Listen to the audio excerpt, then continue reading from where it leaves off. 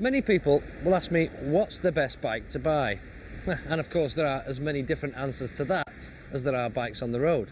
And these days, with so many different classes of bike available, you really need to be clear on what you want your bike to do. For example, you wouldn't buy a touring machine like this if you wanted to go and do track days. And you wouldn't buy a race replica, something like an R1, if all you ever did was went to the office and back 5 days a week. But some people want to buy a bike just to impress their neighbours and perhaps their non-biking mates. And if that's the case, it needs to be physically massive. And of course, it definitely needs lots of nice shiny bits. So here we are, a Yamaha XVZ Royal Star. Yamaha released the Royal Star into an already quite crowded world of custom cruisers back in 1996.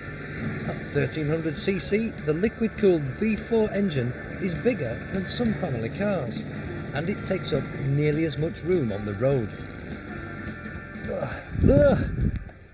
It's not just big, it's also very, very heavy. It weighs in at 305 kilograms, which is heavier than Kawasaki's biggest cruiser, their VN 1500. And it's about the same as Honda's monster, the F6C Valkyrie. But it rides and it handles surprisingly well for such a big lump. It's not fast, but that's not the issue with a cruiser. There's no point tearing along in a blur of chrome and polished metal. You want people to be able to see it clearly. That's the whole point of having one. They're fantastic for posing. It's certainly a bike that lends itself to aftermarket bits and pieces, and there's plenty of scope for adding your own personal touch, should you feel the need to stand out from the crowd even more. You'll never be first to arrive at the local bike gathering on a Royal Star, but you will arrive in supreme comfort. High bars and forward-mounted floorboards encourage you to almost slouch into the luxurious padded seat. Power delivery through the shaft drive is smooth, with surprisingly little vibration from the big V4. In fact, you'll sometimes leave it in too high a gear on purpose, just to enjoy the bucket loads of torque as you accelerate out of a bend.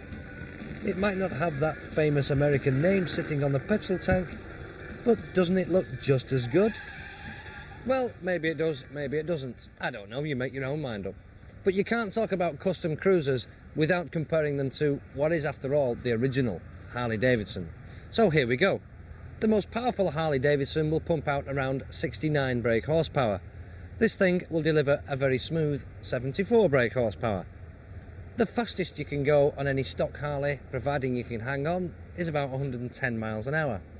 This thing is capable of close on 120 miles an hour. But surely the most important thing, without doubt, is the price. And yes, Japanese cruisers are cheaper. Kawasaki's big one, the VN 1500, will set you back around about £10,000. For a fully kitted out, matching saddlebags, chrome and all the business Harley-Davidson, you're likely to be paying £14,000 or even £15,000. This Royal Star is about £11,000. And if you want to add a little bit more, the touring kit that this one has, that's the screen, nice leather saddlebags, backrest, and a few other fancy bits and pieces just for show, that's about another £1,000. So, as it stands like this, 12,000 quid. Not bad.